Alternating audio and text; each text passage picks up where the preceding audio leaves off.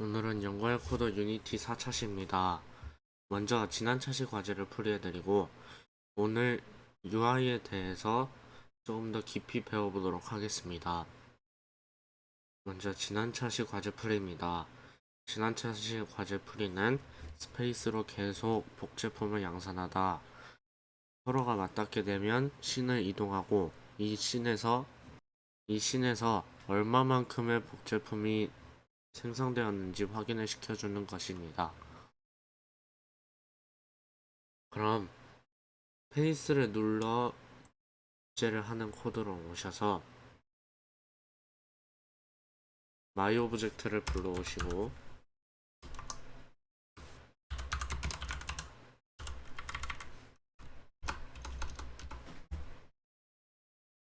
어웨이크를 통해 마이 오브젝트를 사용 가능한 상태로 만들어 주신 후 스페이스로 생산을 하는 부분에서 my 캐릭터.cnt 플러스에서 한 번 스페이스를 눌러 생산을 할 때마다 cnt 값을 높이도록 해두었습니다. 로드 씬1 이제 이 부분을 구현해야 합니다. 스크립트를 간단히 디버그로 이름 짓고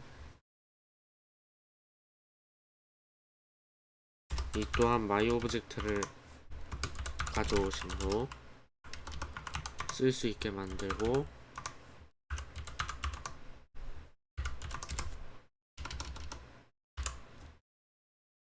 스타트 즉 이 코드가 처음 불렸을 때 디버거를 통해 얼마만큼의 복제품이 생산되었는지 확인을 시켜줍니다.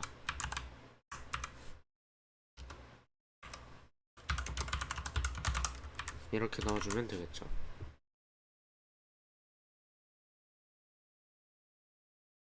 이 스크립트를 수정을 시켜 주었으니 메인 카메라에 이 스크립트를 끌어오셔서 추가를 해주시면 됩니다.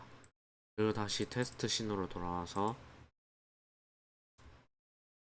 실행을 해보면 지금 2라고 뜨는 게 보이실 겁니다. 2번 복제가 되었다는 뜻입니다. 이렇게 해서 지난 차시 과제를 풀이해드렸습니다. 그러면 오늘은 UI에 대해서 좀 더 배워보도록 하겠습니다. 그럼 UI의 가장 대표적인 텍스트부터 살펴보겠습니다. 이렇게 크리에이트의 UI의 텍스트를 불러오시면 이런 형식의 계층이 생깁니다. 캔버스라는 게임 오브젝트 아래에 텍스트라는 게 들어오는데요. 이 캔버스는 이 씬의 UI를 전체를 관리해주는 그런 친구입니다. 그래서 이 친구 아래 모든 UI가 들어가 있게 되죠.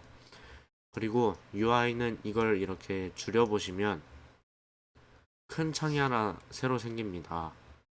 이 창이 오버로드 되는 UI 창이라고 보시면 됩니다. 이 UI 창은 어디를 가든 이 화면에 나타나게 됩니다.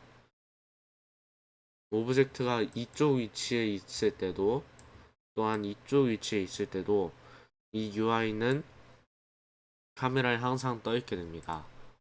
그래서 이 텍스트를 이렇게 위치를 이동시키고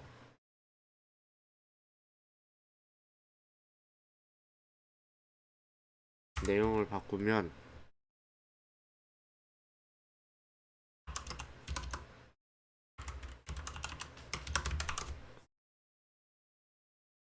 실행을 했을 때 이 자리에 계속 떠 있는 것을 확인하실 수가 있습니다.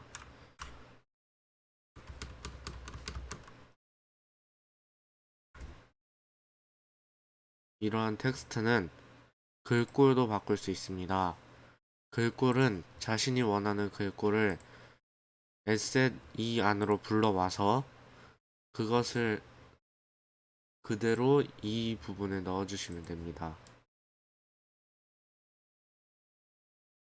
그리고 폰트 스타일은 노멀은 일반적인 폰트고 볼드는 굵게, 이탈릭은 옆으로 뉘어있는 글씨, 그리고 볼드 앤 이탈릭은 굵으면서 옆으로 뉘어있는 글씨입니다. 폰트 사이즈도 이렇게 해서 조정을 하실 수가 있습니다. 근데 어느 순간 되면 사라지는 게 보이십니다. 그 이유는 이 상자의 크기보다 폰트 사이즈가 더 커져서입니다. 우선 정렬부터 시키고 잘 안 보이니 위치를 살짝 올리겠습니다. 이 부분을 오버플로로 넣어주셔야 합니다. 그러면 폰트 사이즈가 얼마든지 커져도 계속 그 위치에서 사라지지 않는 걸 보실 수가 있습니다. 컬러는 글자 색깔을 의미하는 것이고요. 이 또한 바꿔서 사용하실 수가 있습니다. UI에는 버튼이란 클래스도 있습니다. 버튼을 불러오시면 이렇게 버튼이 하나 생성되는데요. 버튼 안에는 이렇게 텍스트가 있고 그 위에 버튼이 있는 구조입니다. 이 텍스트는 필요 없으시면 삭제하셔도 상관없습니다. 버튼은 이렇게 버튼 컴포넌트가 따로 있고요. 어떤 모양을 띌 건지 이렇게 이미지를 넣어 주실 수가 있습니다.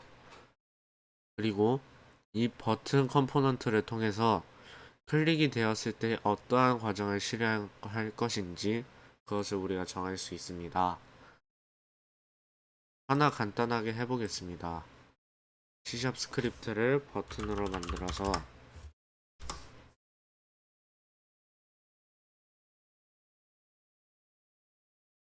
public void 클릭, 저는 클릭되었을 때 실행될 코드를 넣겠습니다. 단순히 버튼이 클릭되었다는 로그만 남기겠습니다.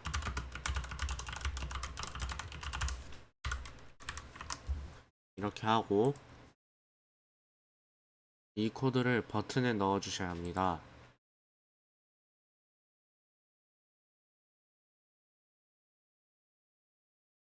그 뒤 on클릭해서 플러스를 누르신 후 non 오브젝트 부분에 버튼 그 자신을 끌어옵니다. 그리고 no 펑션에서 버튼에 클릭이 보이실 겁니다. 그럼 이렇게 스크립트 형태로 바뀌고 우리가 한 함수명이 들어오게 됩니다.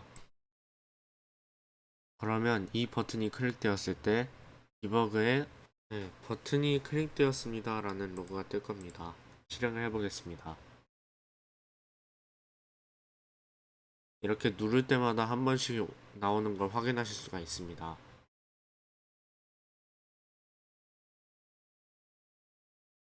그리고 버튼은 위에 가져다 놓았을 때, 그리고 커서만 올라가 있을 때, 그리고 커서가 빠져나갔을 때, 눌렀을 때, 눌렀다 뗐을 때 모두 색깔이 전부 다릅니다. 그 색깔들을 여기서 여러분이 조정을 하실 수가 있습니다. 보통 이런 UI들은 일시정지를 하거나 메인 화면에서 보이는 그러한 버튼들과 동일한 역할을 합니다. 이렇게 버튼도 살펴봤는데요. 다음으론 이미지를 살펴보겠습니다.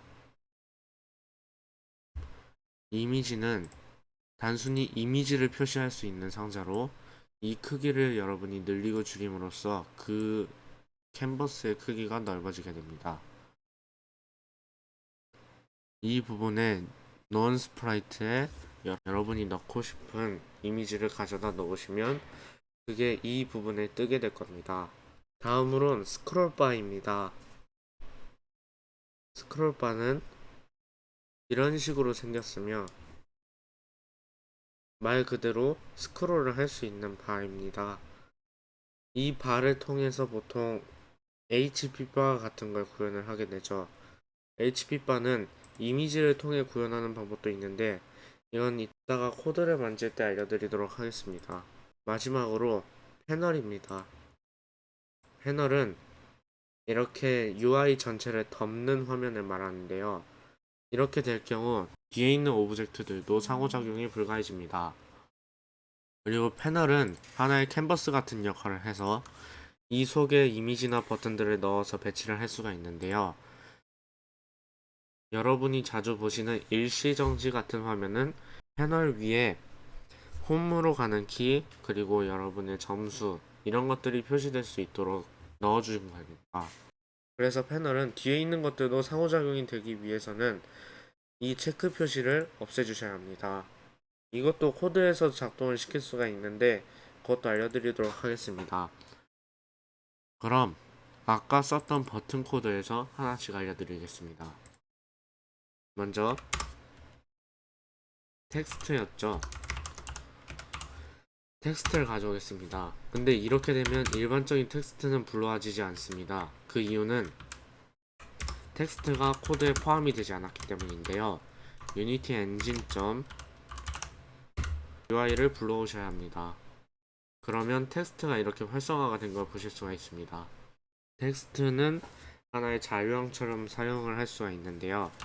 그래서 저는 txt로 하고 퍼블릭을 통해 직접 입력을 넣을 수 있도록 하겠습니다. 텍스트는 아까 보셨던 컴포넌트의 속성들처럼 이것들을 전부 사용을 하실 수가 있습니다. 텍스트 이거는 문자열을 바꾸는 거고요. 텍스트.컬러 이거는 글자 색을 바꾸는 것입니다. 이 외에도 여러분들이 보셨던 모든 것들이 여기에 있으니 이것들을 조정해서 코드를 만드실 수도 있습니다. 다음으로 버튼을 봤었죠. 버튼은 아까 설명을 했기 때문에 넘어가겠습니다. 그 다음이 이미지였죠. 이미지는 아까 보셨듯이 스프라이트를 통해서 이미지를 갈아 끼우실 수가 있습니다. 이 외에도 컬러를 적용해서 이미지 위에 색깔을 약간 더 씌울 수가 있습니다. 필터 역할이랑 비슷하다고 보실 수 있죠. 이미지에는 fill amount를 통해서 HP바를 구현할 수 있습니다. 여기에는 소수를 넣을 수가 있는데요. 0과 1 사이에 있는 소수를 넣으시면 되겠습니다. 0은 완전히 안 보이게 하는 것이고 1은 완전히 보이게 하는 것입니다. 이렇게 하고 실행을 해보도록 하죠. 그 전에 앞서 이미지에는 이미지를 넣어줘야 합니다. 네, 이렇게 끌어오시면 이미지가 뜨게 되죠. 패널은 걸리적거리니 치워주도록 하겠습니다. 버튼에 버튼 코드가 들어가 있죠. 이 부분에 이미지를 그대로 끌어오시고 텍스트를 그대로 끌어오시면 연결이 된 겁니다. 실행을 해봤을 때 안녕하세요라고 제대로 바뀌는 게 보이실 겁니다. 하지만 이 이미지는 우리가 원하는 대로 얼마만큼만 보이는 게 되지 않았네요. 그 이유를 지금부터 알아보도록 하겠습니다.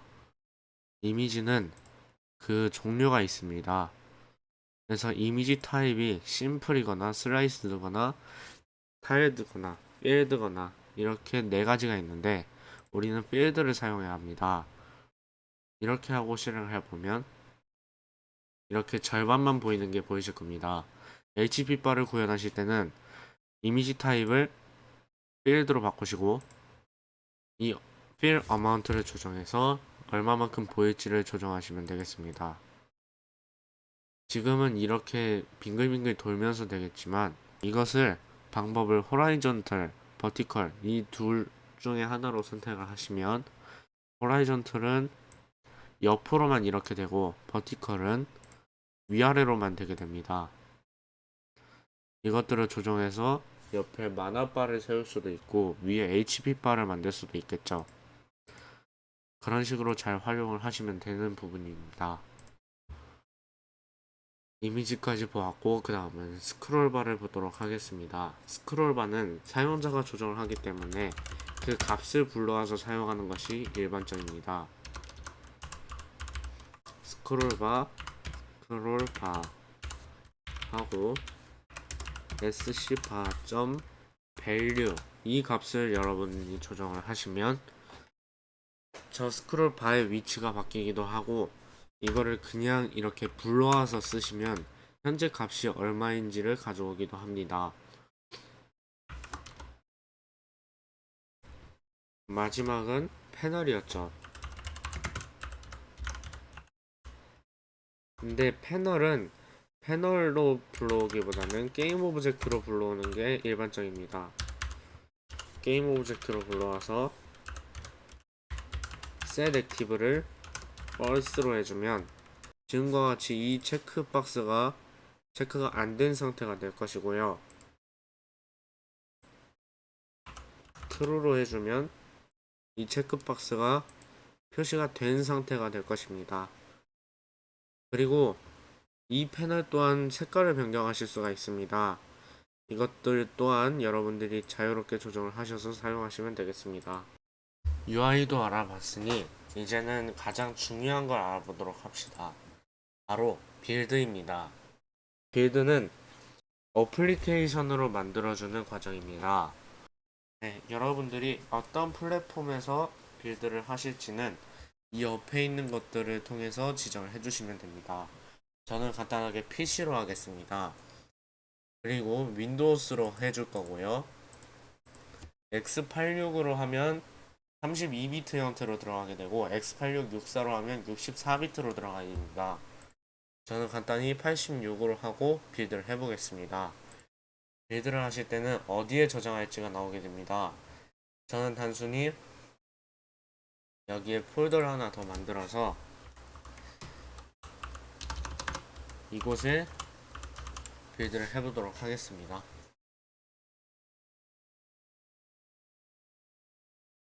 그러면 이런 식으로 진행이 되면서 나중에는 여러분들이 만드신 프로젝트가 어플리케이션 형태로 나오게 됩니다.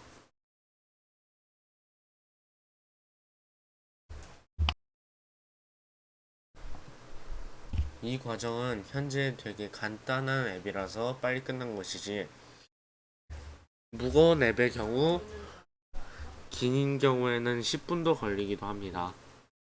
이렇게 윈도우 애플리케이션 형태로 나온 경우 이 EXE를 눌러보면 이런 식으로 창이 뜨면서 우리가 만든 화면이 나오게 됩니다. 그리고 우리가 구현했던 코드들도 전체적으로 다 잘 작동을 하고 있고요. 단 여기서는 디버그의 내용을 확인할 수는 없습니다. 디버그는 프로젝트에서만 사용할 수 있는 디버그이기 때문입니다. 그리고 끄실 때는 우리가 끄는 코드를 만들지 않았기 때문에 Alt F4를 눌러서 꺼주시면 되겠습니다. 이렇게 해서 빌드도 해보았는데요. 안드로이드를 하실 때는 주의하실 점이 있습니다. 스위치 플랫폼을 해보시면 이렇게 컴파일링도 다시 되고 이때 프리퍼런스로 들어오셔서 익스터널 툴에 JDK, SDK, NDK가 정확히 링크가 되어 있는지 확인하셔야 됩니다. 여기에 링크가 되어 있지 않다면 이것을 눌러서 하고 이때 주의하셔야 될 점이 설치를 할 때 안드로이드 빌드 서포트가 들어가 있어야만 합니다. 안드로이드 빌드 서포트에는 이런 식으로 안드로이드 SDK, NDK, JDK 파일이 있습니다. 이것들도 포함해서 설치를 해주셔야 여러분이 제대로 안드로이드 빌드를 하실 수가 있습니다.